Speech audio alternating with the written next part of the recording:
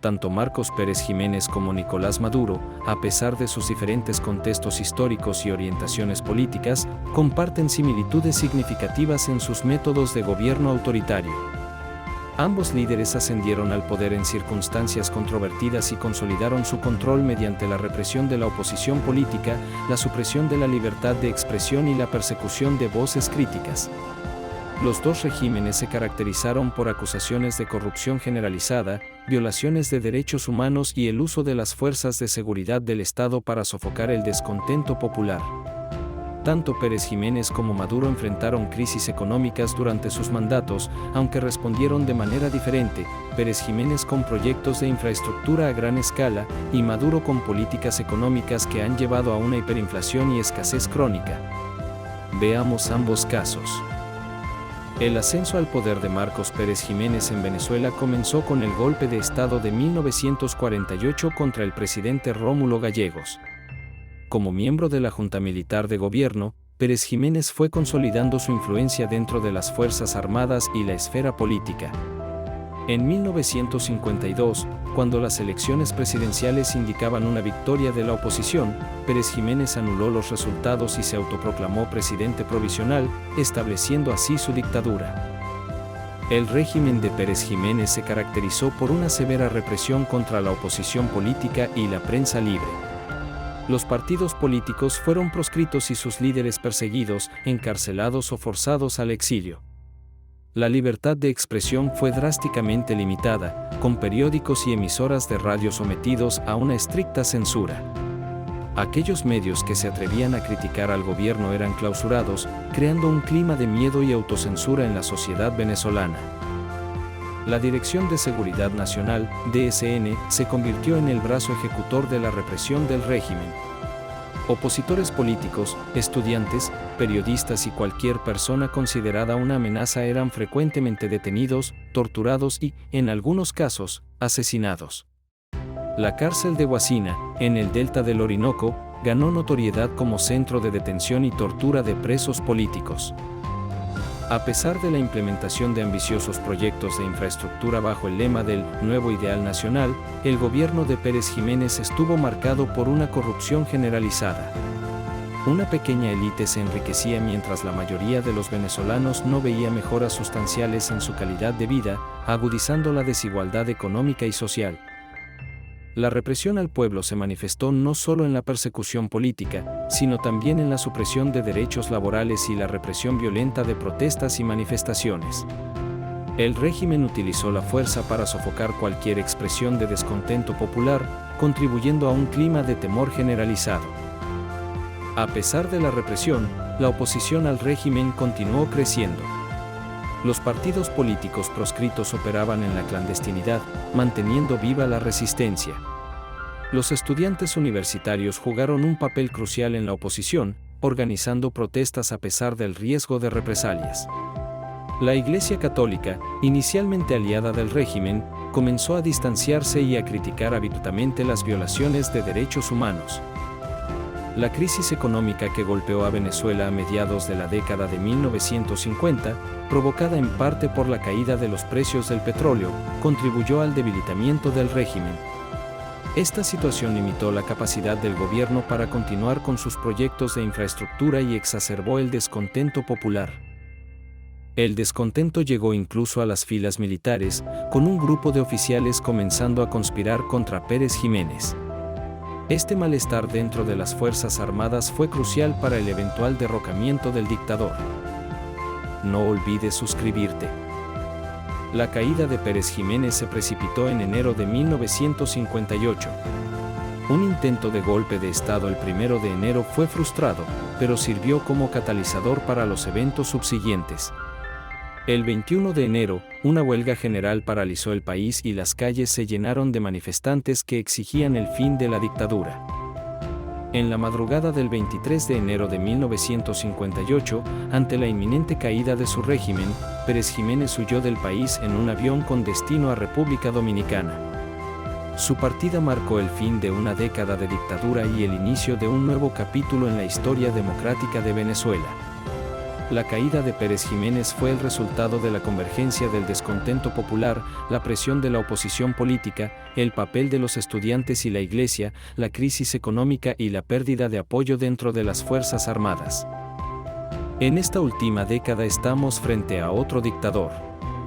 Nicolás Maduro ascendió al poder en Venezuela tras la muerte de Hugo Chávez en 2013.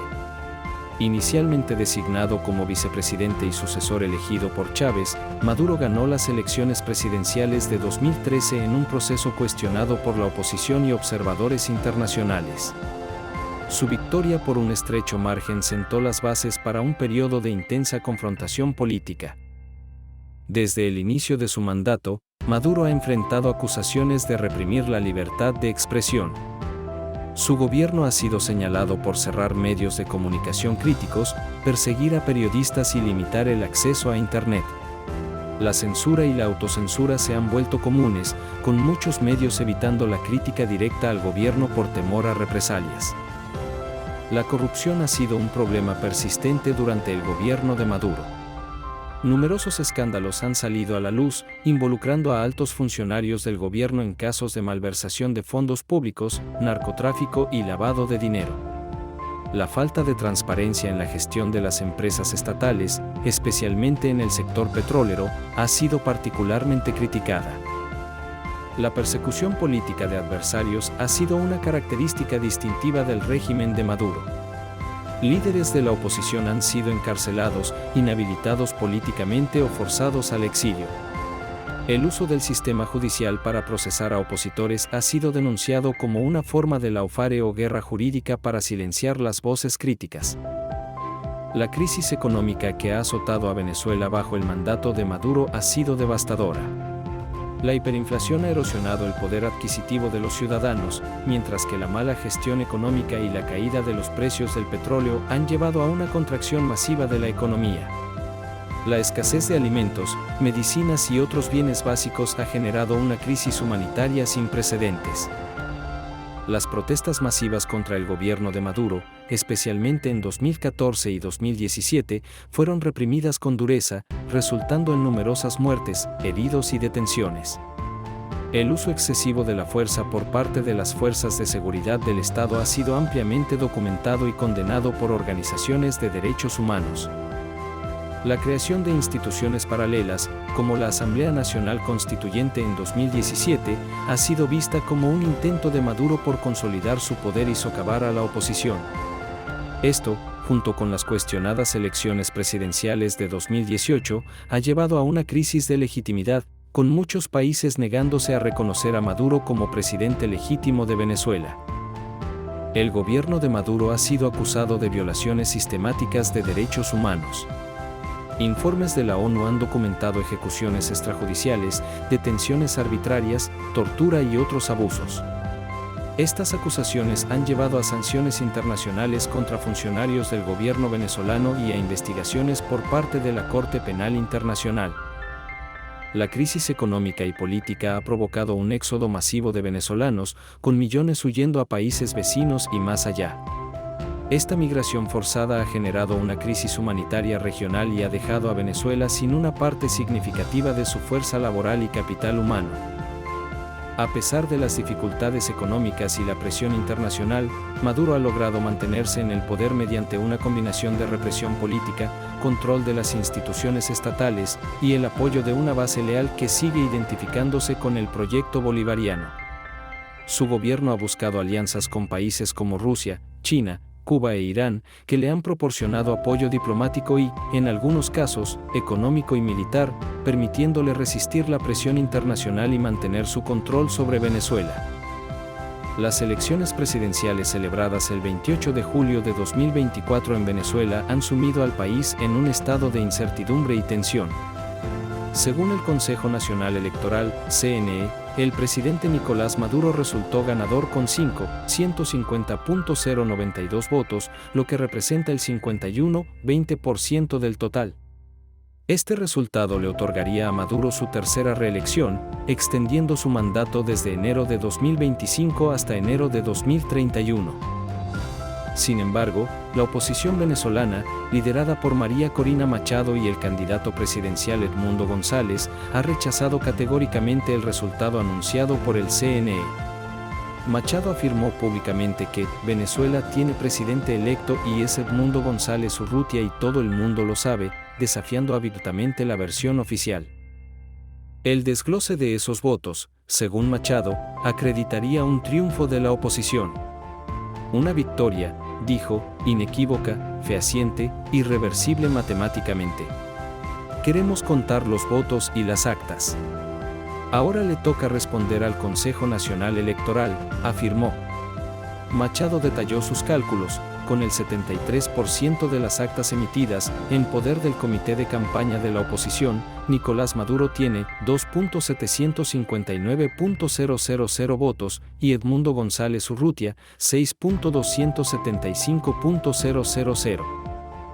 El descontento por el cuestionado resultado electoral ha desatado una ola de protestas en diversos puntos de Venezuela. Estas manifestaciones comenzaron el lunes siguiente a las elecciones y han continuado en los días posteriores, reflejando la frustración de una parte significativa de la población venezolana. La situación ha atraído la atención de la comunidad internacional. El Centro Carter, una organización respetada en la observación de procesos electorales, declaró que no puede verificar o corroborar la autenticidad de los resultados de la elección presidencial.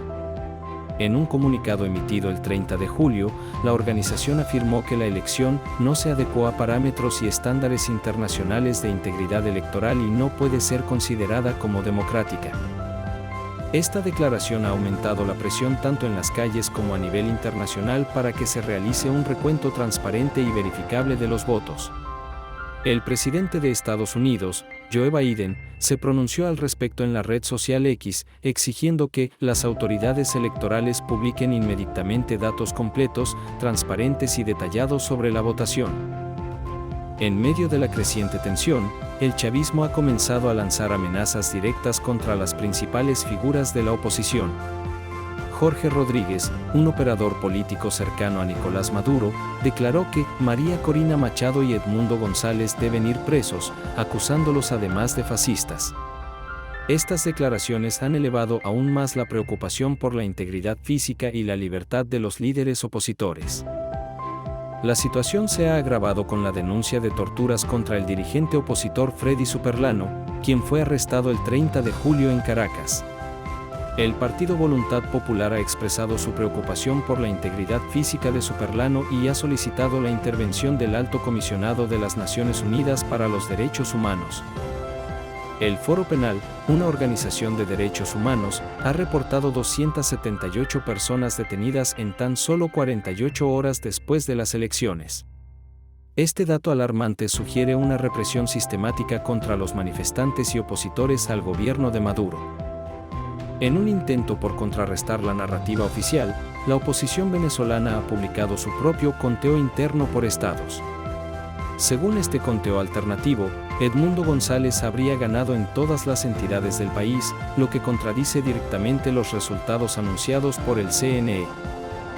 La Organización de Estados Americanos, OEA, y otros organismos internacionales han expresado su repudio a lo que consideran unas elecciones celebradas sin estándares democráticos.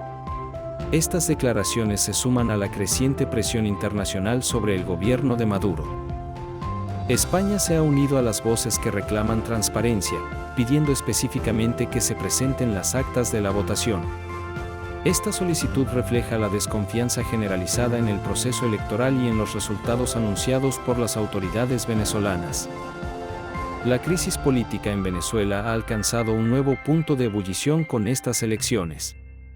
La falta de confianza en el proceso electoral, las acusaciones de fraude, la represión contra la oposición y las protestas masivas han creado un ambiente de alta tensión en el país.